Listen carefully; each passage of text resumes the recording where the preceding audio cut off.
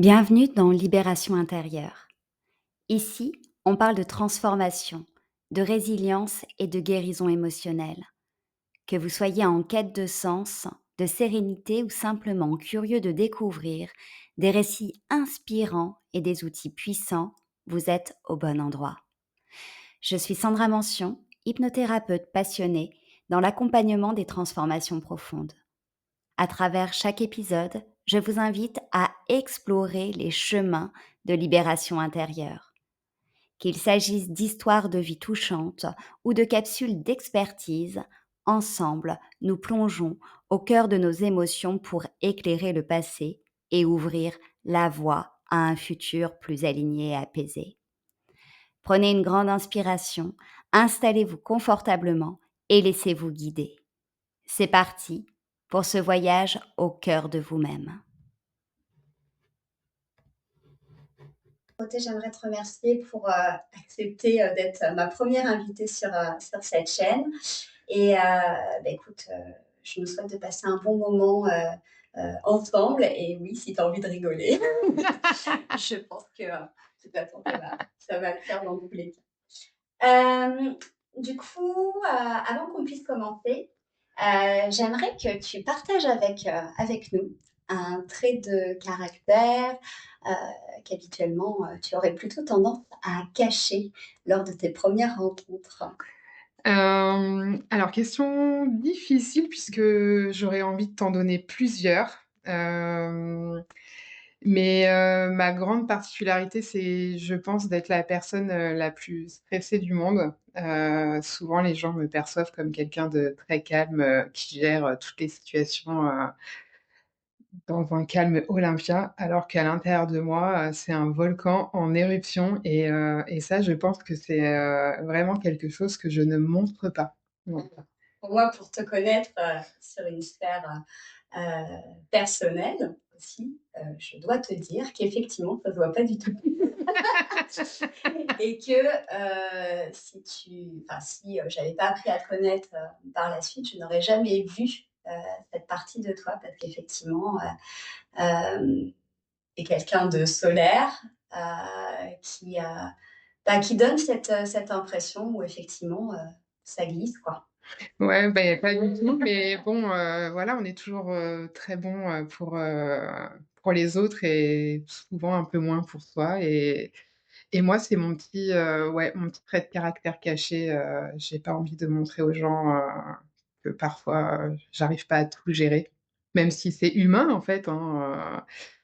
Mais voilà, c'est quelque chose avec le temps peut-être que je travaillerai d'être un peu plus, on va dire, démonstratif dans mes faiblesses.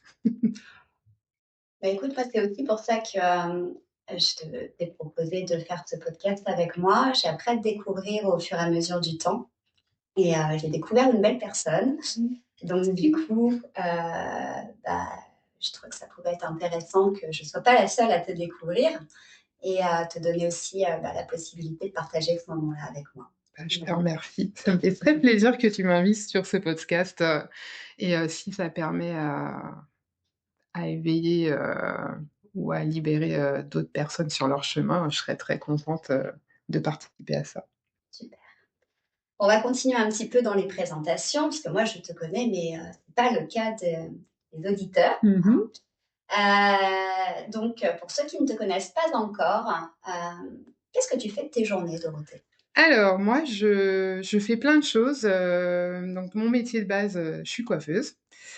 Je suis maintenant, masseuse depuis une dizaine d'années et également, professeure de yoga, maintenant, depuis quelque temps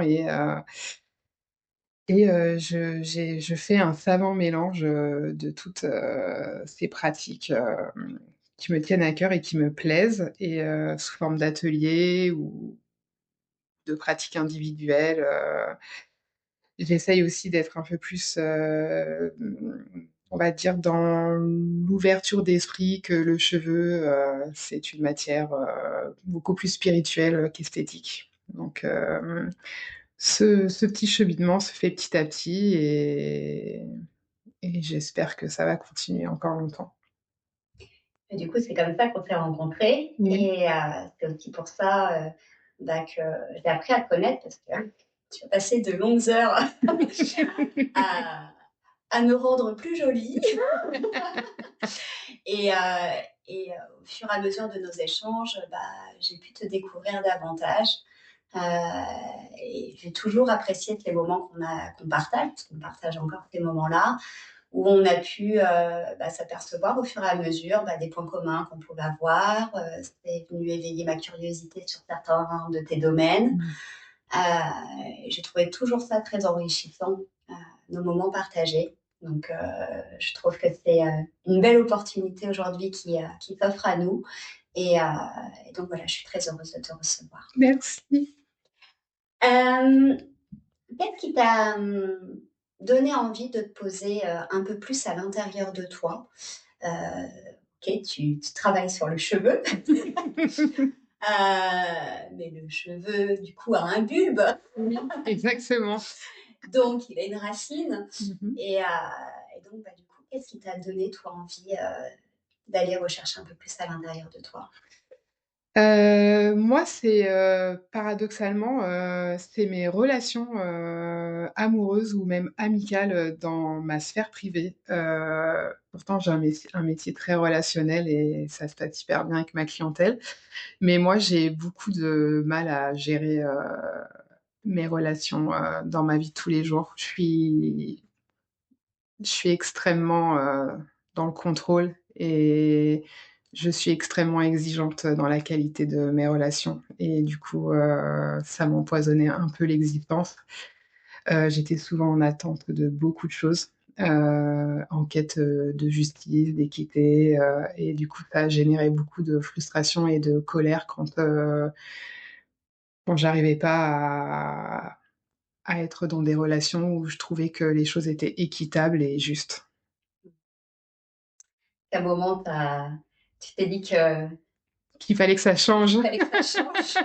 Parce qu'arrive un moment, quand les rencontres, se font, les unes après les autres et que le schéma se répète, en fait, il faut bien se dire que la problématique, c'est peut-être pas les personnes qu'on rencontre, mais ce que nous on génère et et je pense que c'était mes comportements qui faisaient que la finalité était toujours la même. Donc là, je me suis remise en question et je me suis dit: «Bah, le problème, c'est sûrement pas les autres, c'est peut-être toi le problème.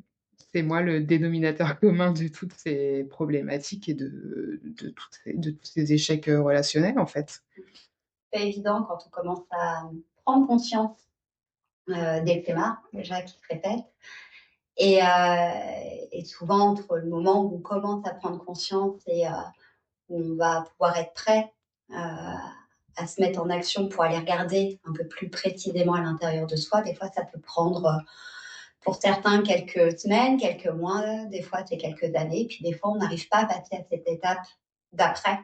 Heu, donc heu, donc c'est important aussi de pouvoir se laisser le temps de digérer, le fait de, bah, OK, ça vient pas forcément que des autres.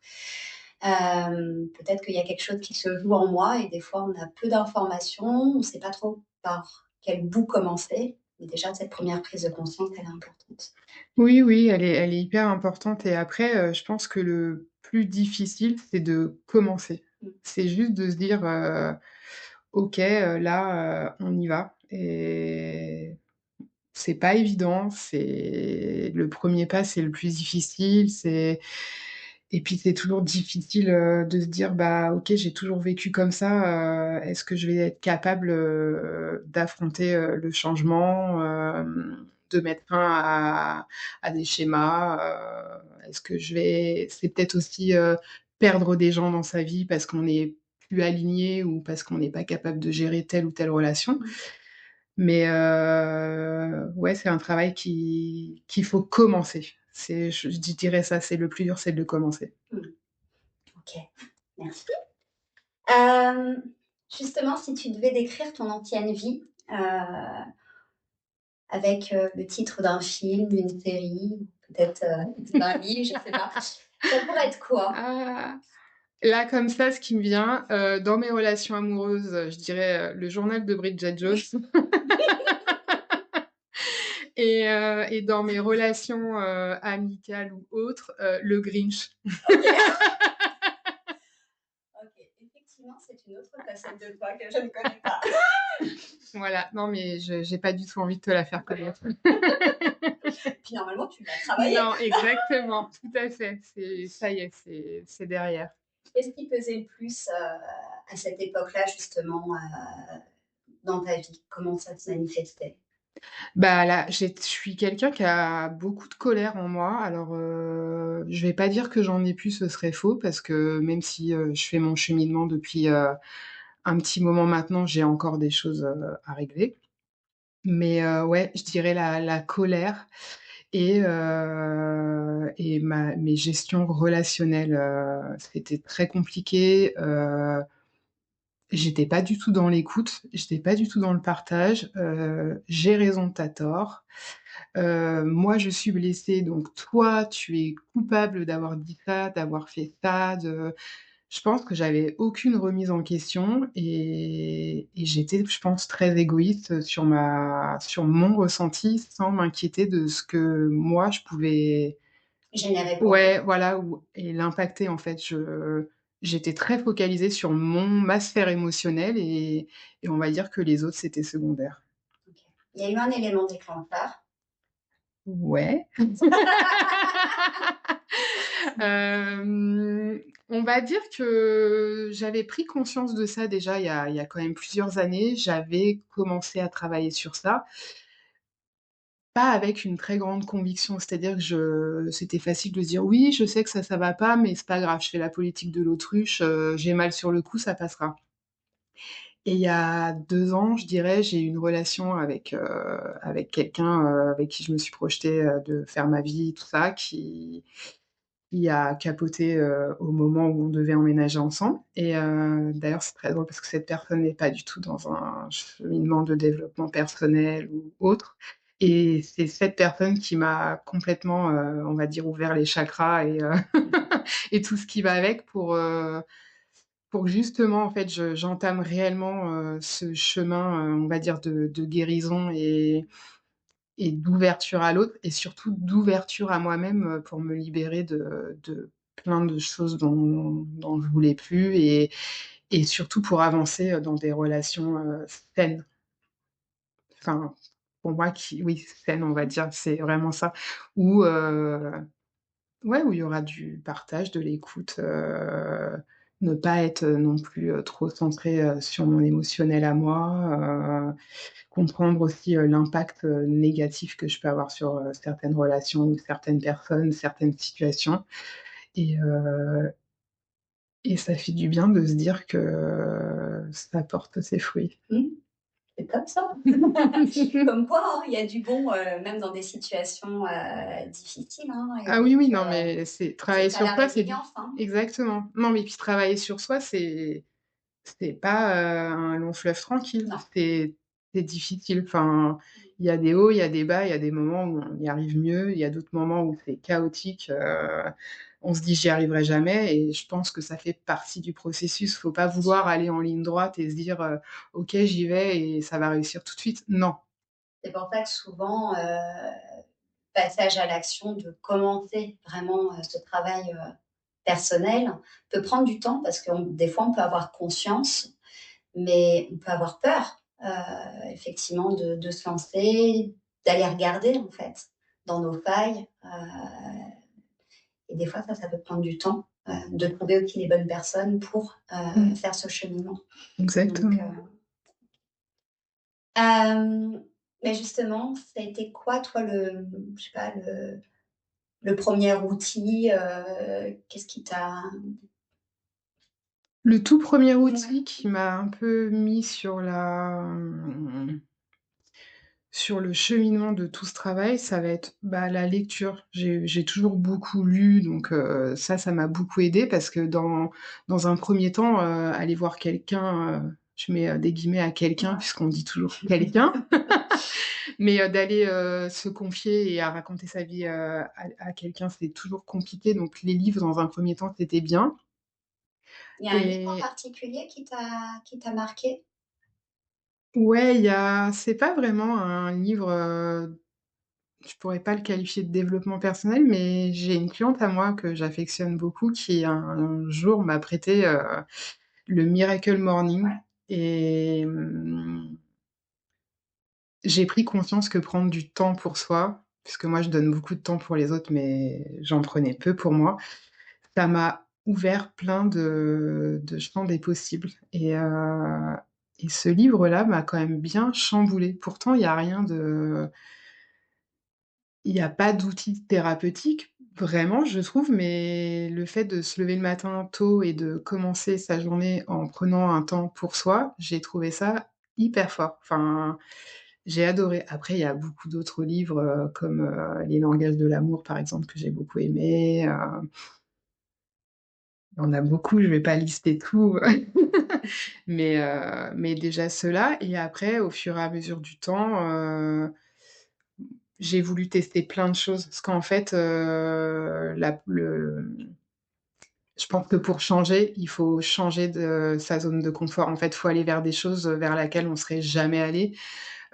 Du coup, j'ai essayé beaucoup de choses, j'en suis venue à l'hypnothérapie avec toi qui m'a beaucoup aidée, en peu de séances en plus, donc ça, c'était cool. J'ai fait un peu de thérapie, on dit? Kinésiologie. Kinésiologie, voilà.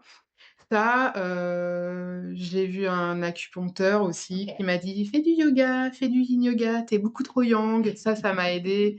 J'ai fait du yin et du coup Tu connaissais après, pas du tout? non, je connaissais pas et après je me suis mise au yoga et j'ai dit: «Waouh, c'est trop bien ce que ça me fait», donc bah, j'ai passé mes diplômes, de yoga et maintenant j'enseigne et j'essaye d'apporter aux gens, toutes ces superbes choses que moi j'ai eues. Mais ouais, franchement, je pense que quand on n'a pas de changement sans changer. Donc en fait, il faut essayer, Des choses nouvelles. exactement, s'ouvrir aux autres, s'ouvrir à des nouvelles techniques, je sais pas, il y a plein de choses, Oser. ouais, oser, mais c'est tout bête, mais même, j'ai à une époque, j'aurais pu dire, «Ah mais c'est les gens qui font ça, ils sont tarés» ou «Ça, c'est bizarre» ou j'aurais vu quelqu'un toucher un arbre dans une forêt, j'aurais dit: «Mais qu'est-ce qu'il fait?» Maintenant, c'est presque si je vais pas embrasser, un arbre dans une forêt parce que ça fait trop du bien, enfin, donc Maintenant, c'est les autres qui te ouais, regardent maintenant comme ça, le c'est carré. moi la tarée. Donc non, c'est super, essayer, des bains sonores, des cercles de femmes, des massages, et aller voir, plein de personnes différentes, qui peuvent, nous aider réellement. Enfin, il faut pas, avec le temps, j'ai pas peur maintenant de raconter mes problématiques, pour me faire aider parce Mais que ça fait du bien. il y a eu des moments où tu as eu envie d'arrêter? Ouais, bien sûr, plein, plein parce que déjà, ça prend du temps. Qu'on le veuille ou non, c'est pas un cheminement qui se fait en 5 minutes. Il faut quand même avoir de la ressource et puis des fois, il y a des événements dans la vie qui font qu'on a une baisse de morale et on se dit, «Non mais c'est bon, j'en ai marre en fait. Ça me saoule, stop» et Oui, puis 3 jours après, ça repart. ça repart parce qu'on s'aperçoit qu'en fait, bah, c'est génial et c'est surtout quand on prend du recul, sur ce qu'on a pu être et dans certaines situations, de se dire: «OK, là, j'ai bien avancé parce qu'avant ça m'aurait impacté fortement et maintenant plus du tout» et c'est là qu'on se rend compte qu'on a réellement travaillé sur soi. Parce que moi, j'ai été quelqu'un où j'ai toujours voulu, changer les gens, mais en fait, on change pas les gens. Par contre, je peux changer ma perception, du problème et je peux aussi gérer, l'émotion, que peut me générer une personne en face de moi. Donc moi, je travaille sur l'impact, voilà, la personne en face de moi, elle a pas forcément, envie de me blesser ou c'est juste que moi, de par mon passif, des fois, telle ou telle, réaction ou tel mot ou comment dire? Tel comportement, va faire que ça va me blesser, alors que ça n'aura rien à voir avec la personne. Donc moi, je travaille sur l'impact, que les gens ont sur moi. Voilà et Cool, c'est un beau ouais, parcours, hein? ouais, c'est cool, c'est bien et Ça te fait quoi de dire tout ça, en fait? Parce que c'est aussi une manière de prendre du recul, sur ton mmh, parcours. je me dis: «Waouh, c'est trop bien!» Je deviens mature, je suis plus Bridget Jones et encore moins le Grinch. Du coup, tu serais quel quel, film, quel livre aujourd'hui? Je sais pas, Encore en cours d'écriture? ouais, enfin en cours d'écriture. Après, je pourrais te dire, que je reste toujours un peu dans mon côté, Alice au pays des merveilles, entre, je suis une enfant et c'est difficile de grandir et je suis un peu dans mon côté imaginaire et un peu fou. Mais après, là, comme ça, je sais pas. Je pense que je suis pas encore arrivée à la finalité du titre de mon film ou de mon livre. On en parlera dans quelque temps alors. Exactement. Hem, est-ce qu'il y a des choses, que tu fais aujourd'hui, que tu réalises, que tu n'aurais jamais pu t'imaginer faire, dans ton ancienne vie, avec ton ancien Hem, toi? des choses, bah, par exemple, c'est tout bête, mais là, à partir du mois de janvier, j'arrête de travailler le samedi. Alors qu'il y a 5 ans de ça, je travaillais le samedi et le dimanche. Heu, il y a 2 ans, j'ai arrêté de travailler le dimanche pour des raisons, de couple et là, depuis quelques mois, je suis, avec quelqu'un, avec qui ça se passe très bien, vu que j'ai beaucoup travaillé, mes travers. Du coup, j'arrive à avoir une relation amoureuse, saine et du coup, bah, lui, il m'a dit, «J'aimerais bien qu'on passe nos week-ends ensemble», et j'ai dit: «OK, j'arrête de travailler le samedi». Faire passer mon travail après ma vie privée, il y a quelques années, ça aurait été quelque chose, d'impossible pour moi. D'ailleurs, ça m'a coûté, dans ma vie Relation? amoureuse exactement. Maintenant, je vais pas dire que mon travail est secondaire, mais ma vie privée est devenue importante et ça, c'est énorme pour moi, enfin vraiment. C'est quelque chose que j'aurais jamais pu faire, il y a quelques années.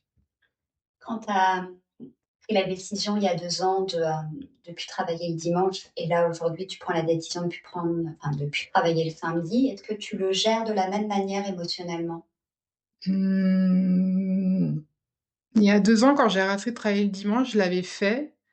Ça avait été difficile. Je m'étais posé un milliard de questions. Est-ce que ça va pas impacter, ma manière de travailler? Est-ce que je vais pas perdre de la clientèle? Est-ce que le jeu en vaut la chandelle? Est-ce que, moi, ne pas travailler le dimanche, ça va me convenir? Enfin, des tas de questions, au final, que je me suis posées pour rien parce que, j'ai une clientèle, super et elle s'adapte, hyper bien donc ça, c'est génial. Et puis, bah, ça m'a fait un repère aussi dans ma semaine de me dire: «Bah, je sais que tous les dimanches, je ne travaille pas, donc je peux prévoir des choses», donc ça, c'était génial. Et là, pour le samedi là, non, en fait, c'était naturel, mon copain, il m'a dit: «On peut pas partir en week-end, donc j'aimerais bien que tu travailles plus le samedi». OK, je travaille plus le samedi, je travaillerai un jour dans la semaine en plus et puis c'est comme ça, en fait. Mmh. Donc non, non, je le vis très bien. C'est plutôt une bonne nouvelle Ouais, ça. exactement. Bon, ça veut dire que, on se verra pas le samedi. Non, Enfin, en tout cas, pas dans ce cadre-là. exactement. Bon, bah, c'est noté. Sauf, exceptionnellement, Ah non, je non, mais travaille le non. samedi pour les mariages. Bon, on sait jamais que ça pourrait être utile.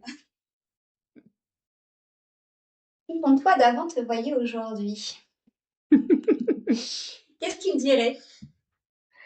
Il lui dirait, déjà, «Bravo, tu as bien travaillé, tu as beaucoup évolué et beaucoup avancé».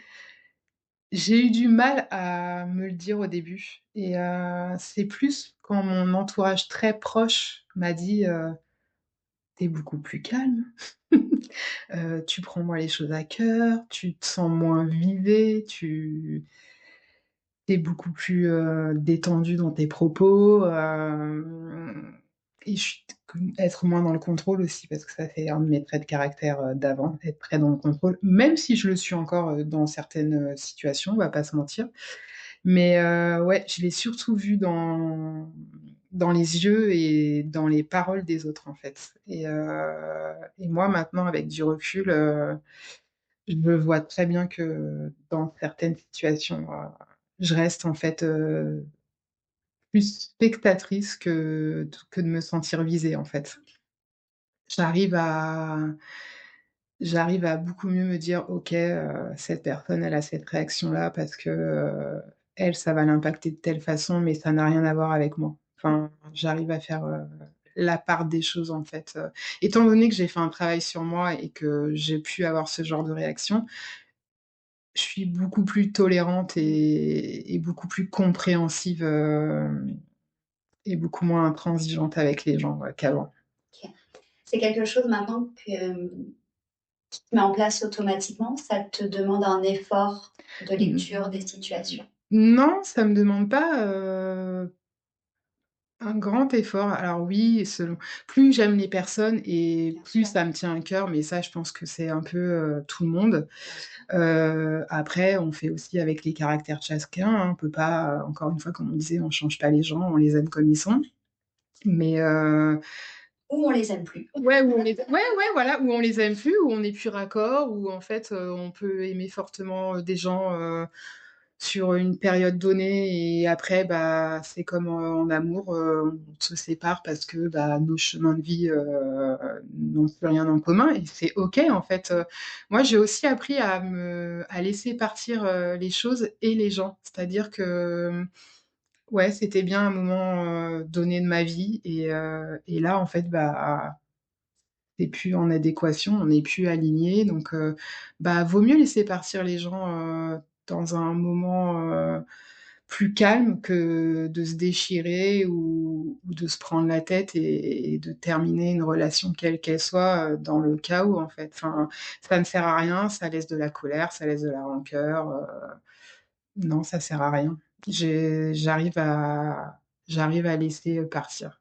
Donc celle d'avant, elle est fière de celle d'aujourd'hui. Ouais, ah bah, oui, oui, beaucoup et ce qui est super aussi, c'est de se dire avec les années, les gens qu'on a pu dans sa vie, de se dire: «Bah, OK, j'ai aussi ma responsabilité et je suis OK avec ça et en fait, j'ai pas d'animosité et c'était des bons moments». Ça a été des personnes, qui ont aussi été là dans des moments de vie où en fait, ils avaient des choses à me faire travailler ou à me transmettre. Mmh. Là, si on devait parler de toutes les personnes, qui ont été importantes dans ma vie et qui sont encore là ou plus là, je les remercie toutes parce qu'elles m'ont toutes apporté quelque chose et ça m'a permis d'être là où j'en suis maintenant. Je reste persuadée que chaque personne qui est mise sur notre chemin, elle est là pour, soit pour mettre des choses en lumière, soit pour faire travailler quelque chose, soit pour faire ressortir le meilleur ou le pire de soi, pour que ça avance, en fait. Et oui, on a tous des parts d'ombre et Mmh. pour voir, les parts d'ombre, bah, c'est bien d'avoir aussi le retour des autres. Exactement, Même si sur le moment, ça fait pas toujours plaisir, c'est une réalité. exactement et C'est pas c'est que lumière. non, c'est ça et c'est qu'avec, du recul et du travail qu'on se rend compte de l'importance, en fait, de ces moments-là Bien sûr. et la difficulté, ça fait avancer, surtout quand on dit: «OK, j'ai une personne sur mon chemin, elle est comme ça, OK, j'en ai une deuxième. Oh merde, c'est la même, une troisième. Oh Ah, bah». quand même, hein. C'est pour ça que maintenant, quand j'entends, «Ah mais j'en ai marre, je tombe toujours sur des personnes qui me font ça». Mmh.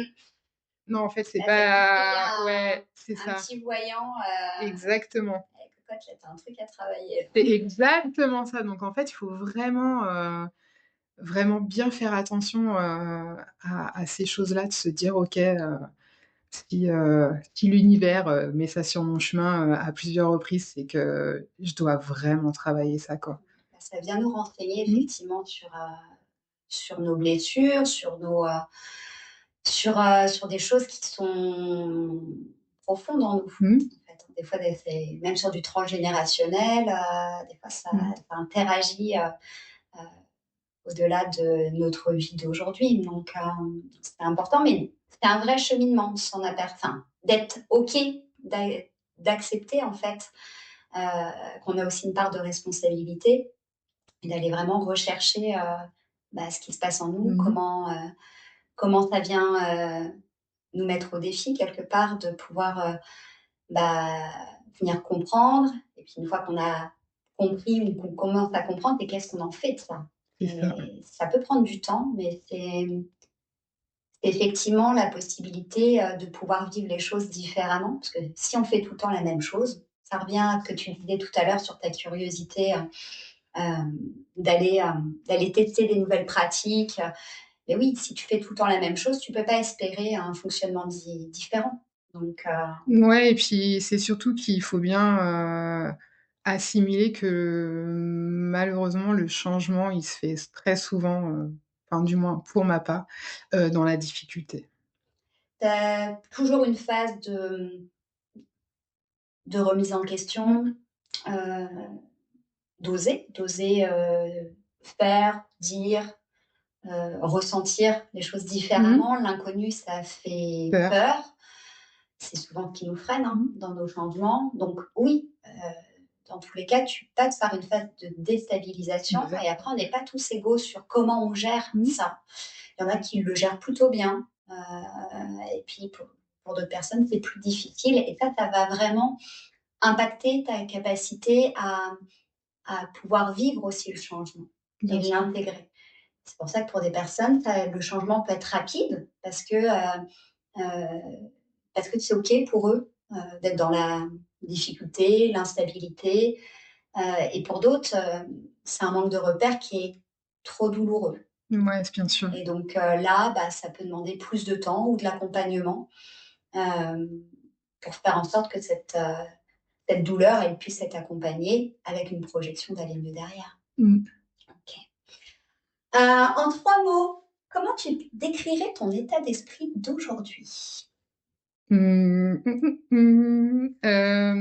état d'esprit aujourd'hui, hem, je dirais que je suis beaucoup plus déterminée dans ce que je veux et surtout ce que je ne veux plus, donc la détermination. Parce que c'est plus clair?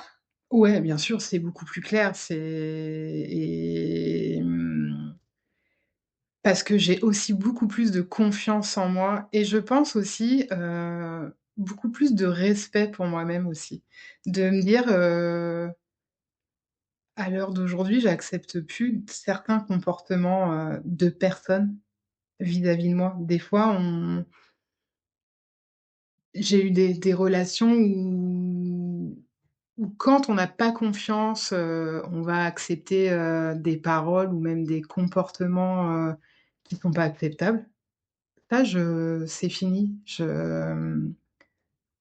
Ouais, j'ai plus du tout envie d'accepter certaines choses, de certaines personnes, j'arrive à mettre des limites Super.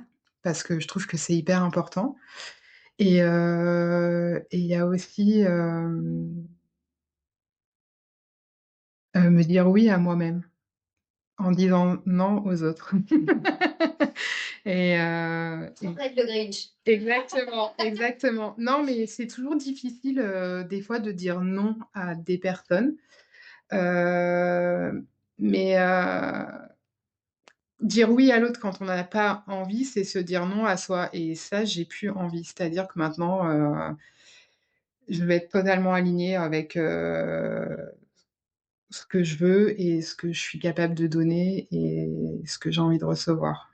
Je mets des limites et c'est très, très bien et maintenant quand je fais les choses, je les fais parce que j'ai réellement envie de les faire et pas parce que je dois les faire. Que ce soit avec ma famille, parce que les injonctions familiales, on en a tous, et pareil avec mes amis ou même avec ma clientèle. Voilà et du coup, je trouve que les relations, sont beaucoup plus bienveillantes et respectueuses quand on met, des limites.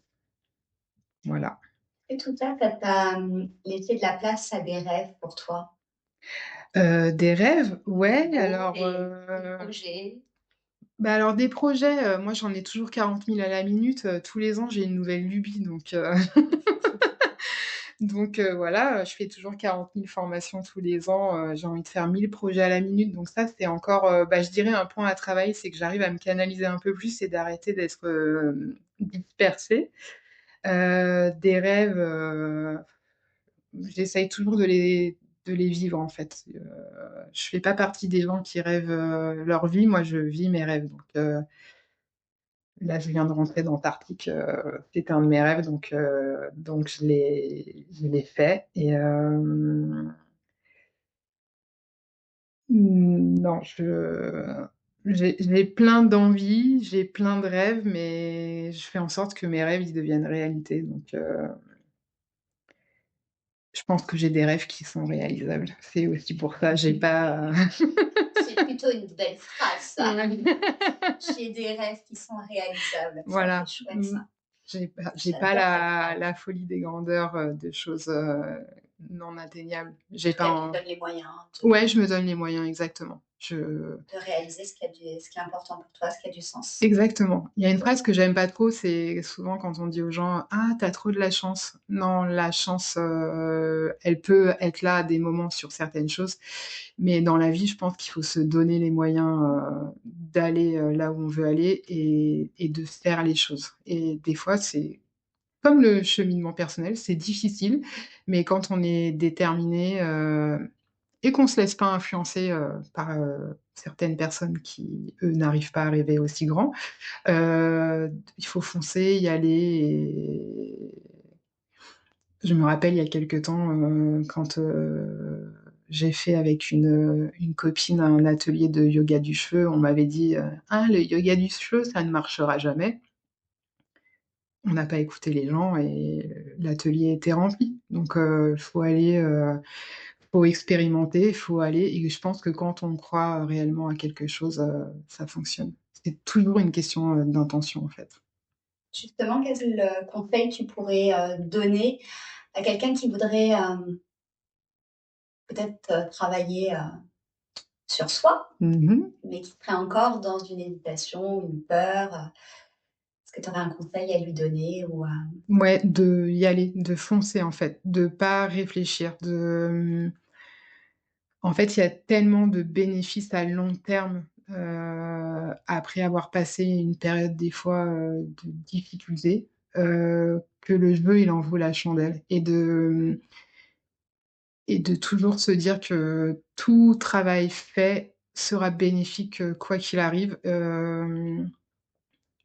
Moi, chaque personne que j'ai rencontrée qui m'a aidée ou chaque, travail qui a été effectué m'a amenée à une autre personne, à un autre travail, à ouvrir mon champ des possibles.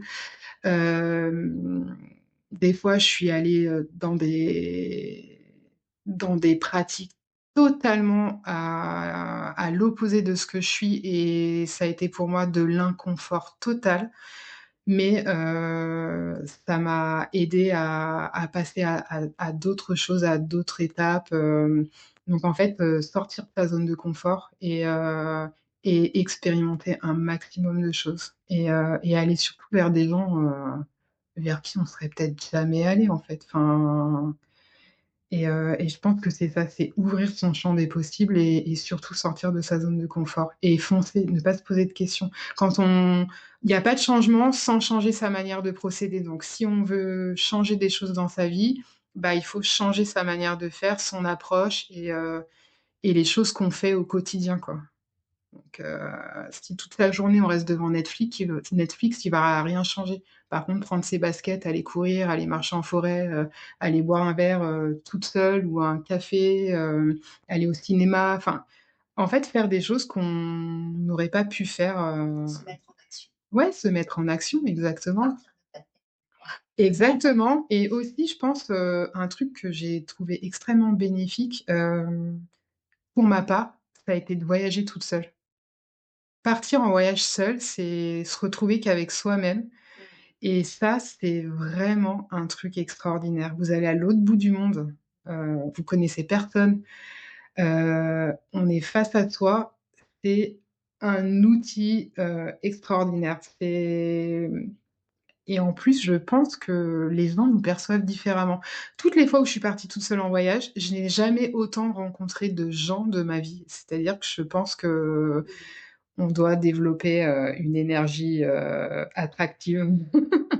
Mais ça aussi, c'est un conseil que je donnerais, aller, en vacances Sors de ton seule. quotidien, tu rencontres des nouvelles Mmh. personnes, tu es sur une autre terre, donc déjà énergétiquement, il y a tout qui est différent, quoi. Exactement. Donc tu peux aussi fonctionner, un peu différemment, Mmh. tu peux, laisser aussi, venir à toi, bah, des énergies qui sont différentes, donc Ouais, bon Exactement. conseil. Bon, bah, tu vas voir tout le monde qui va prendre des des billets d'avion là. On va Il avoir faut, il faut.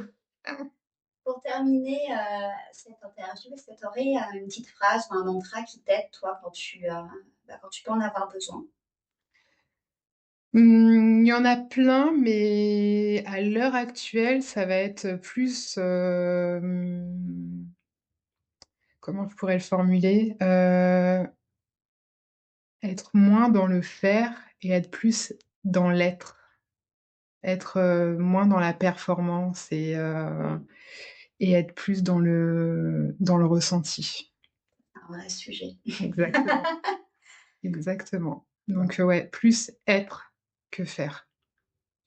La petite phrase qui va te booster, pour l'année, 2025? Exactement, Cool. et la phrase que j'ai envie de véhiculer aussi, autour de moi.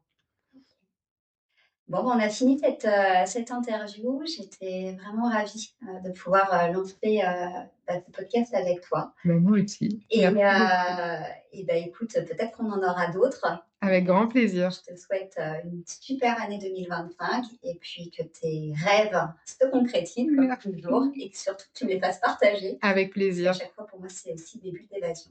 Merci Je te souhaite une bonne beaucoup. journée. Merci Sandra.